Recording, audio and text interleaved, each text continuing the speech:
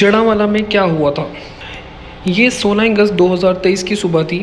6:30 بجے جڑاوالا شہر کے 2 مکانوں کے سامنے قرآن مجید کے شہید اوراق اور ایک سفید چارٹ پیپر ملا۔ چارٹ پیپر پر سرخ مارکر سے توہین آمیز فقرے لکھے تھے اور ان کے نیچے 2 عیسائی بھائیوں عمر مسیح عرف راکی اور عمیر مسیح عرف راجہ کی تصویر، شناختی کارڈ نمبر اور ایڈریس تھا۔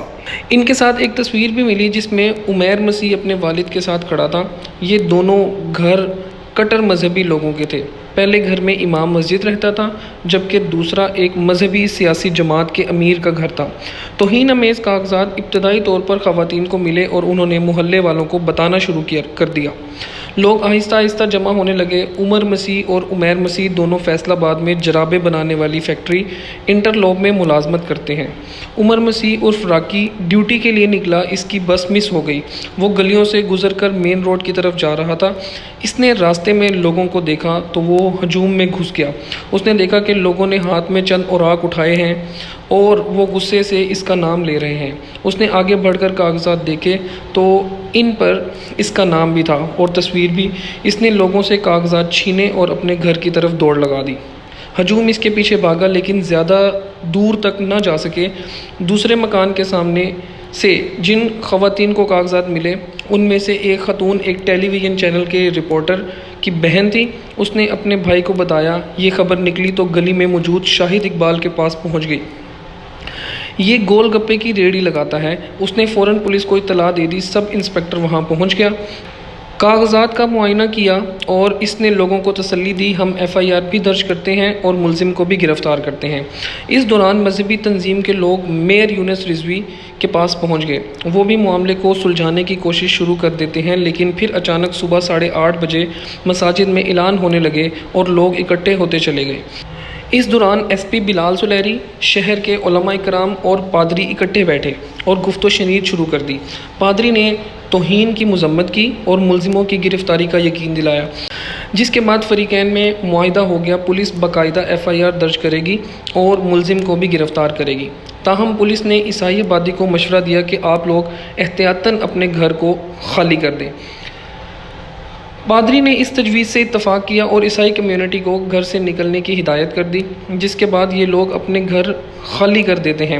صبح 8:30 بجے اچانک اطلاع آتی ہے کہ فیصل آباد اور جڑاوالا کے مضافات سے بھی لوگ آ رہے ہیں اور ہجوم بڑھتا چلا جا رہا ہے۔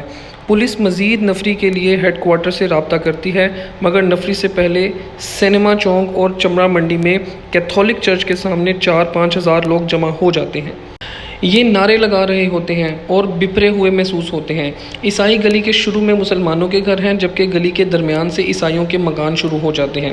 پولیس وہاں پہنچتی ہے تو اسے پتہ چلتا ہے کہ گلی کے اندر عیسائیوں کے مکان جلائے جا رہے ہیں۔ پولیس ہجوم کو روکنے کی کوشش کرتی ہے، یہ لاٹھی چارج بھی کرتی ہے اور آنسو گیس بھی چلاتی ہے مگر ہجوم زیادہ اور پولیس کم ہوتی ہے۔ آخر میں گولی چلانے کے علاوہ کوئی آپشن نہیں بچتا مگر پولیس کی لوکل انتظامیہ فیصلہ کرتی ہے کہ حالات خواہ کتنے ہی خراب کیوں نہ ہو جائیں، یہاں گولی نہیں چلے گی، لہٰذا حالات کنٹرول کرنے کی کوشش کرتے رہتے ہیں مگر لوگ کنٹرول نہیں ہوتے۔ لوگ ٹریکٹروں اور ٹرالیوں پر آتے ہیں اور عیسائی آبادی کے گھر اور چرچ جلاتے ہیں۔ تاہم پولیس عیسائی لوگوں کو بچانے میں کامیاب ہو جاتی ہے۔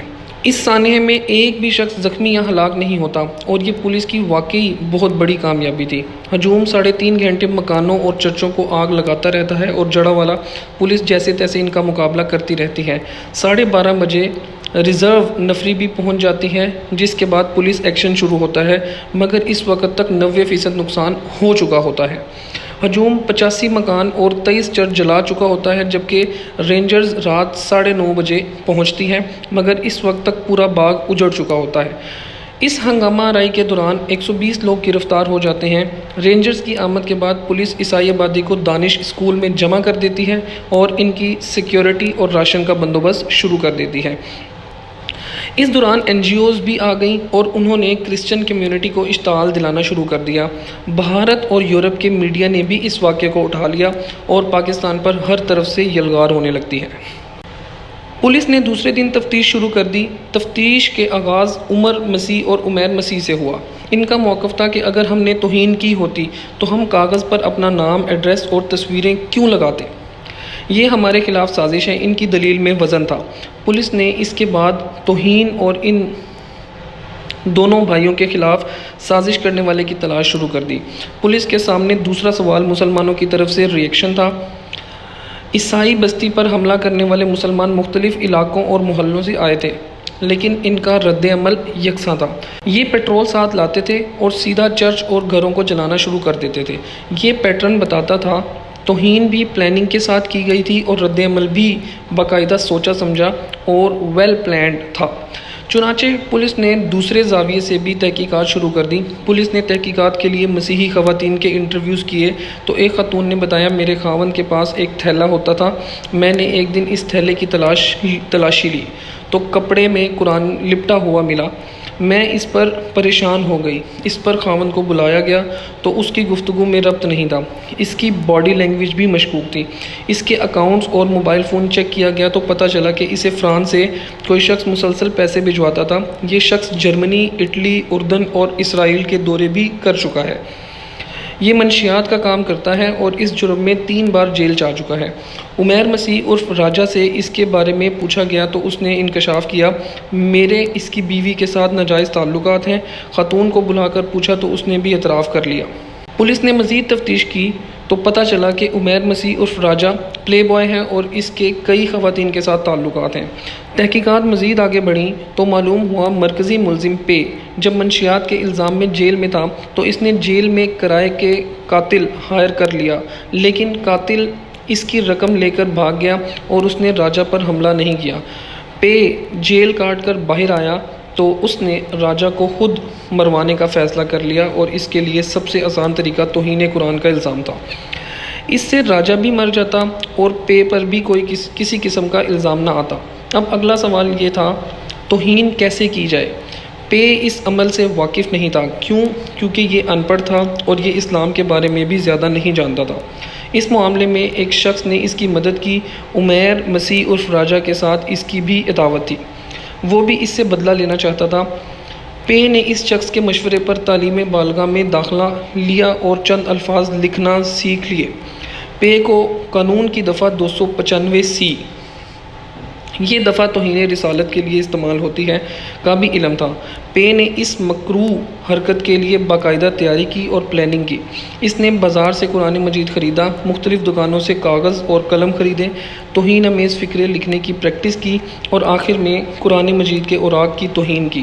कागज़ों पर तौहीन अमेज़ फ़िक्रें लिखे और इनके नीचे उमर मसीह और उमैर मसीह राजा के नाम, पते और शनाख्ती कार्ड लिखे। फ़ेसबुक से राजा की इसके वालिद के साथ तस्वीर निकाली, इसके प्रिंट लिए और इनकी 2 कापियाँ बनाकर 2 मुख्तलिफ़ फ़िरक़ों के मज़बूत तरीन उलमा के घरों के सामने फेंक दी और ख़ुद घर जाकर सो गया।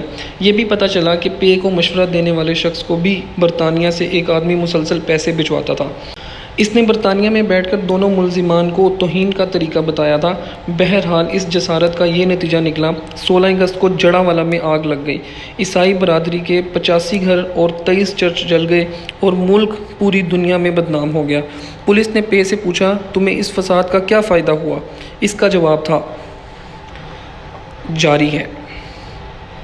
अगला कॉलम जब आएगा तो वो आपके साथ शेयर किया जाएगा।